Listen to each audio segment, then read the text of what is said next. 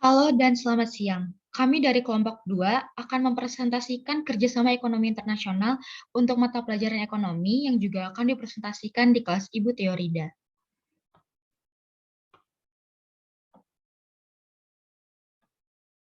Anggota dari kelompok 2 adalah yang pertama Triana absen 10, lalu yang kedua Nabila Azara absen 24, Nabila Febriana absen 25, dan yang terakhir adalah Naila Hashina absen 27. Pengertian kerjasama ekonomi internasional. Kerjasama ekonomi adalah hubungan antar negara di bidang ekonomi. Kerjasama ekonomi ini terbagi ke dalam 4 kategori, yaitu kerjasama ekonomi bilateral antara dua negara, kerjasama ekonomi regional, beberapa negara kawasan tertentu, lalu antar regional di antara dua kelompok kerjasama ekonomi regional, dan yang terakhir adalah kerjasama ekonomi internasional.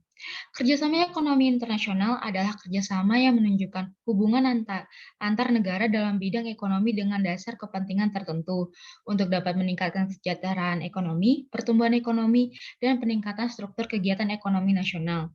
Kerjasama ekonomi internasional itu sendiri merupakan bentuk hubungan yang dilakukan suatu negara dengan negara lain yang bermanfaat untuk memenuhi kebutuhan rakyat dan kepentingan negara. Selanjutnya adalah tujuannya. Yang pertama, memenuhi kebutuhan dalam negeri akan barang atau jasa, memperluas pasar hasil produksi, barang jasa, dan memajukan perdagangan dunia. Lalu yang ketiga, mendorong peningkatan produktivitas hasil produksi. Yang keempat, memperluas lapangan kerja. Yang kelima, menambah devisa negara. Lalu yang keenam, mendistribusikan manfaat sumber daya. Yang ketujuh, mengurangi ketimpangan antara negara maju dan negara berkembang.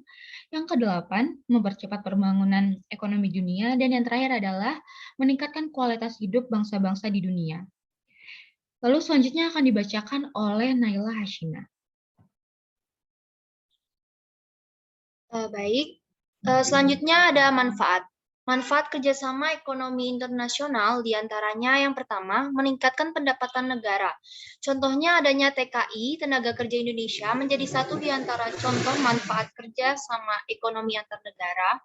Pengalihan dana asing dari gaji yang diterima TKI secara tidak langsung memberikan pemasukan negara. Hal ini tentu positif bagi kas negara dan meningkatkan pendapatan negara. Selain TKI, kegiatan ekspor juga berperan penting dalam peningkatan pendapatan negara. Yang kedua, menjaga kestabilan harga dalam negeri. Berkaitan dengan jumlah permintaan dan penawaran, jika produksi lebih sedikit dari permintaan, tentu akan terjadi kenaikan harga. Untuk mengatasi hal ini, perlu adanya penyeimbang antara permintaan, dan keterbatasan produk. Adapun solusinya dengan cara memperbanyak jumlah produksi.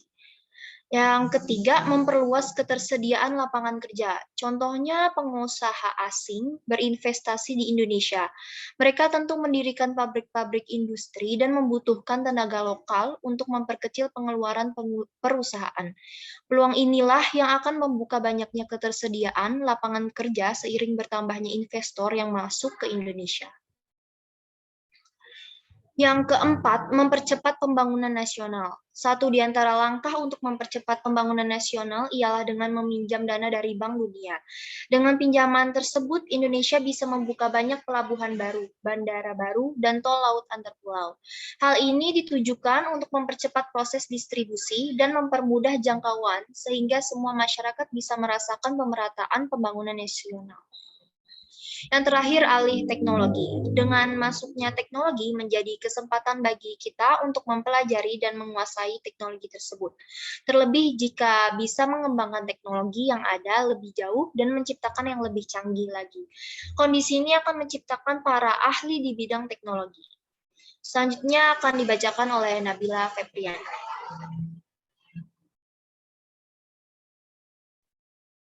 Selanjutnya yaitu bentuk kerjasama ekonomi internasional. Kerjasama ekonomi ini terbagi menjadi 4 kategori, yaitu kerjasama ekonomi bilateral, regional, multilateral, dan antar-regional.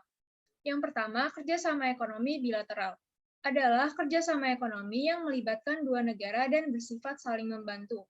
Contohnya yaitu antara lain kerjasama ekonomi antara Indonesia dengan Malaysia, Indonesia dengan Inggris, Indonesia dengan Amerika, Indonesia dengan Australia, dan sebagainya.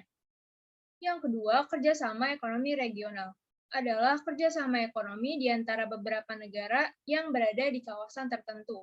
Contohnya ada ASEAN, Uni Eropa, AFTA, APEC, EFTA, MEA, dan sebagainya. Lalu yang ketiga adalah kerjasama ekonomi multilateral. Adalah kerjasama ekonomi yang melibatkan banyak negara dan tidak terikat oleh batas region atau wilayah atau kawasan negara tertentu. Contohnya yaitu kerjasama antara Indonesia, Jerman, Prancis, Jepang, Inggris, Korea, Cina, Rusia, Singapura, dan sebagainya. Lalu yang terakhir, kerjasama ekonomi antar regional adalah kerjasama ekonomi di antara dua kelompok kerjasama ekonomi regional. Contohnya yaitu kerjasama antara Uni Eropa dengan ASEAN. Selanjutnya akan dilanjutkan oleh Hulwatriana.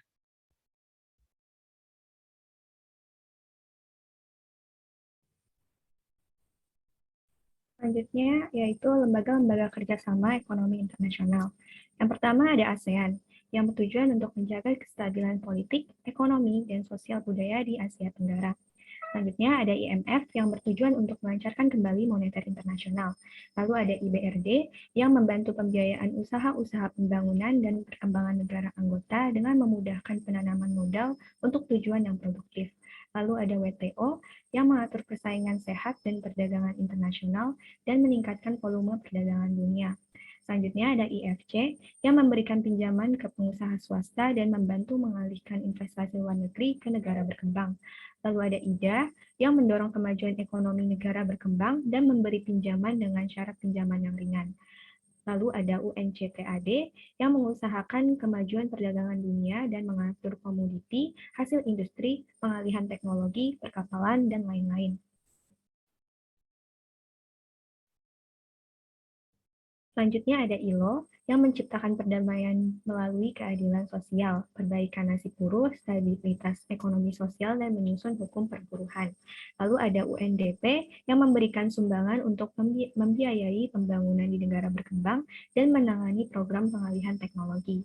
Lalu ada UNIDO yang bertujuan untuk pengembangan industri seperti pembukaan lapangan baru di bidang industri, perbaikan sistem industri yang masih ada, dan lain-lain. Lalu ada OPPO yang meningkatkan peranan produktivitas, pengembangan ekonomi, dan usaha-usaha di bidang kegiatan tertentu, khususnya pertanian dan perindustrian.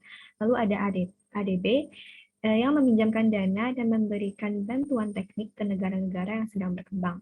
Lalu ada OPEC yang menentukan kebijakan harga dan jumlah produksi minyak bumi di pasar internasional secara kolektif. Selanjutnya ada APEC yang memberikan dan meningkatkan keadaan ekonomi negara berkembang di Asia Pasifik atau Asia Selatan. Selanjutnya ada AFTA yang mengantisipasi era perdagangan bebas dunia. Lalu ada NAFTA yang memajukan dan meningkatkan perdagangan di kawasan Amerika Utara. Ada IDB yang membantu negara-negara anggota, yaitu negara-negara Islam, dalam meningkatkan pembangunan di bidang ekonomi dan sosial. Lalu ada ASEM yang memajukan kegiatan perdagangan dan investasi lebih besar antara dua kawasan, yaitu Asia dan Eropa. Lalu ada G7, yaitu 7 negara maju industri yang memberikan bantuan kredit kepada negara berkembang.